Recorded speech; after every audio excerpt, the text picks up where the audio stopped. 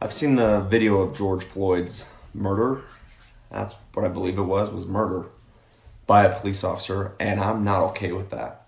I am not okay with somebody in my profession doing something like that to another human being.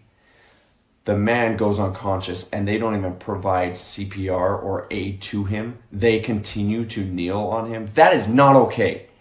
And if you as a police officer can watch that video and not think something's wrong, you are part of this problem. You are part of the problem that we face every single day trying to weed out the bad apples because you don't admit when somebody did something wrong simply because you're blinded by the police officer family. George Floyd's family, I'm sorry. This was not okay. And I will do everything in my power to ensure that justice is served. I'm sorry.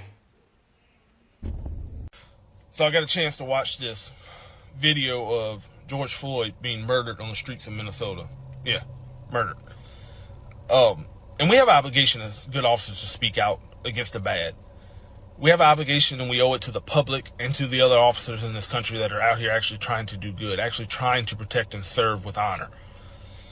And if you stay quiet and don't speak out against it because you're fear of judgment, you're complicit in the behavior, the disgusting behavior.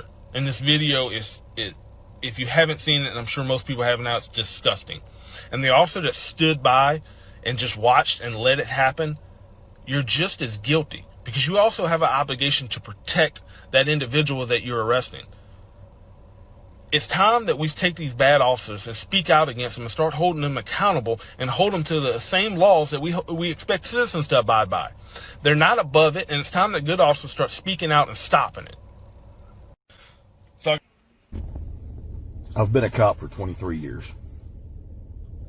And watching the video of Mr. Floyd being pinned to the ground was one of the worst things I've seen. His fellow officers stood there. They did nothing. Y'all took an oath, man, the same oath that 800,000 of us have taken to serve and protect our communities. Officers like this tarnish the badge. They tarnish the oath. We have to go out here and work harder to repair those relationships with our communities across the entire U.S. because it doesn't just affect one community, it affects all of them. I hope y'all are charged accordingly. To the Floyd family, I am sorry for your loss. And to my Blue family, we can't let this happen anymore. Let's talk things that happen in Minneapolis, cop standpoint, right?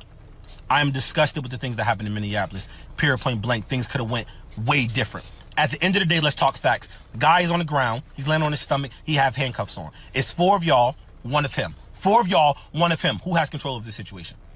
It's not much one person could do against 4 people. Now let's get deeper, right?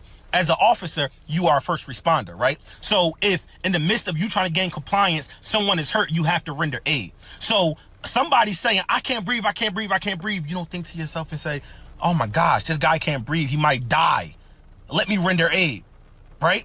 Another point, officers, other officers, if you're going to be an officer that's going to stand there and not help when things go wrong, come on, like you don't see that? That's the reason I got behind this badge, right? Because I want them officers that's afraid to step up, I want to be the one to step up. If I see wrong happening, wrong is not happening in my presence, right? I'm going to check it. And that's period.